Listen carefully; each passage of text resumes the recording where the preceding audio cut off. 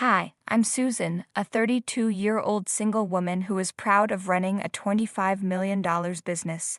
But let me tell you, this success didn't just fall into my lap. My ex-husband Ryan was part of this journey, though not in the way you might think. He had a knack for making me feel small and worthless, but strangely that pushed me to prove him wrong. The story began when I was 26, fresh out of fashion school. I moved to Portland eager to jump into the fashion industry, but breaking into that world was tough. I eventually landed a job as a brand consultant for an art and antiques company. That's where I met Ryan, at an art museum. He was splashing money on fancy pieces, and even though he wasn't my usual type, we hit it off. Fast forward 2 years, and we got married. I moved into his luxurious mansion. He was the head of a successful luxury adventure travel company, making 6 figures a year. Even though Ryan was focused on his career, I stayed passionate about mine, especially fashion.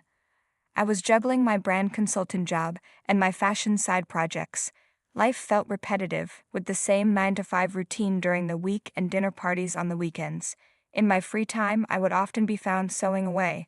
I had a vision and had been experimenting with fabrics for a long time. Back in college, I used to make custom dresses for people, and I was pretty good at it. But starting a fashion label was a whole different challenge. It was huge. I had some savings, but launching a company needed more money, so I asked Ryan for help. Hey, I've been thinking about starting a business. I've been putting my dreams on hold for too long, and since we're not planning on having a baby anytime soon, now seems like the perfect time. If that's what you really want, Ryan said. You know, running a business isn't easy. It's going to take a lot of hard work. I know, I replied. I've thought it through, but I need your help. I know it's a big ask, but could you lend me some money? Are you kidding me? I promised when we got married that we'd be in this together. Of course, I'll help you. With Ryan's support, I took the leap and started my own company. The first few months were crazy, and the workload was overwhelming. I was working day and night, even on weekends.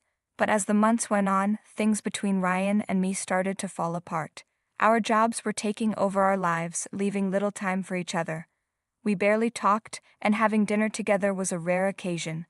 I kept telling myself that once the company found its footing, I'd be able to balance things better. But life didn't go as planned. The company wasn't doing well. We had invested a lot of money into top-quality materials and the best designers, but the customers just weren't coming. I couldn't figure out what was going wrong. Maybe the marketing wasn't working. My confidence took a nosedive, and I started to think I had made a huge mistake. I needed a break, so Ryan suggested we throw a dinner party to reconnect with our friends. It had been a while since we had seen them. My social life had become all about the company, so I thought, why not? We decided to invite 2 couples we were close to, Daniel and his wife Margaret, and Logan and his wife Ariella. None of us had the time or energy to cook, so we ordered food from a steakhouse instead. I managed to make some brownies for dessert, and when our guests arrived, the conversation started flowing. I felt myself relaxing, like I was taking a little break from all the stress just by catching up with good friends. Hey, before we start, I just want to say thanks for hosting us, Susan, one of my friends said. You're the reason we're having this dinner, to celebrate your success. Oh, thanks guys, I replied. I'm lucky to have friends like you. You've come a long way, Susan. Cheers to your amazing business journey. Absolutely. Hey Ryan, how about that bottle of Dom Perignon we got? Let's open it to mark the occasion. Of course, let's make it special, Ryan said. You guys know how to turn any gathering into a celebration. That's how we roll. Here we go, the good stuff. To friendship, success, and the little moments that make life special. Cheers. All right, let's dig in. Everyone, help yourselves, someone said as we all started eating. Susan, you've really created something amazing with your creativity. I saw some of your designs in the back, Logan commented. Thanks, Logan, I said. It's been a wild ride. Seriously, you're like a business guru now, another friend added. I wouldn't go that far, but thanks, I laughed. You've got the drive, Susan. It's going to pay off soon, Logan encouraged. I'm just trying my best, I said. But then Ryan cut in. Susan's business venture sounds brave and all, but honestly, running a company takes more than just passion. We've invested so much money in this business, but let's be real. It's a money-losing machine. Dude, that's harsh, someone said, trying to lighten the mood. I'm just being real here. If I had that kind of cash, I could have done wonders, Ryan continued. Ryan, seriously? I asked, shocked. Hey, Susan, not everyone's cut out for the business grind. Maybe you should have just stuck to making those dresses that look like grandma gowns, he added with a smirk. All right, enough business talk, guys, one of my friends said, trying to change the subject. Remember that epic road trip we took? When the GPS led us through the middle of nowhere? Oh man, that was something, another chimed in. I half expected dinosaurs to show up. But the damage was done. The whole vibe of the evening turned awkward. I sat there stunned, thinking, did Ryan really just say all that? It was like I didn't even recognize him anymore. Had things between us really gotten this bad? The tension between Ryan and me lingered throughout the meal. I knew we'd need to talk once everyone left. After the party wrapped up and our friends headed home, I took a quick shower and went to bed, still feeling uneasy. Hey, can we talk about what happened at dinner tonight? I asked Ryan as he got into bed. Susan, I'm wiped out, he sighed. Is that really how you feel? Do you think my company is just a joke? I pressed. Babe, I had a bit too much to drink earlier. Logan egged me on to chug 3 beers while you were hanging with the ladies, he mumbled. Ryan, this is serious, I said, feeling frustrated. Who are we? We barely talk or connect anymore. I need some honesty here. Honesty, fine. Your company is tanking, big time. It's the worst investment I've ever made. Remember when I splurged on that crazy expensive vintage golf club? Yeah, this beats it in the dumb department. Honestly, you're not cut out for this. I'm struggling to believe this. You were so supportive when I first shared my business idea.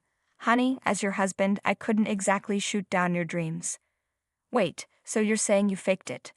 Sometimes, yeah, you can get a bit dramatic, and honestly, if I'd been completely honest, I thought you might hold it against me forever. You never told me that. Well, I'm telling you now. Think about it. You got what you wanted, didn't you? Take when we met at the museum. You were all about work, setting up that show. But instead of focusing on your job, you managed to snag a guy like me, who's pulling in 6 figures. So, you really think I'd married you just for the money? Let's be real for a second. You were stuck in that underpaid job until I invested in your company. You were and are nothing without me. I had other options, women doing better than you, but I picked you. Instead of complaining, maybe show some thanks. You know what, Ryan? Maybe we should take a break. I was devastated and hurt. Ryan was supposed to be my biggest supporter, but instead, he acted like he was the one who made me. I started questioning everything about the man I married. Taking a break seemed like the right move to clear my head. Ryan always had a huge ego. You could tell by the way he talked to our family and friends, but treating me this way, that was a shocker. So I packed my stuff and stayed at my sister Megan's place for a while. She had her own spot and needed a roommate, so I moved in. Some of my work was done from home, not just at the office we rented for the company, so I ended up hauling a lot of stuff to Megan's too. Throughout all this, Ryan didn't say a word to me. It felt like a silent standoff. Setting up at Megan's and getting organized was confusing that first week, but they say everything happens for a reason. I threw myself into work, grinding day and night. Without a man in the picture, I had plenty of time to hustle.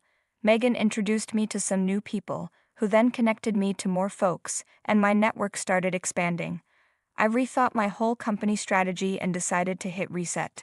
Ryan had seriously underestimated me. With the right support, a positive mindset, and some encouragement, my company took off. The demand for my clothes skyrocketed. Everyone wanted them. Social media influencers were all about promoting my brand. I was on cloud 9.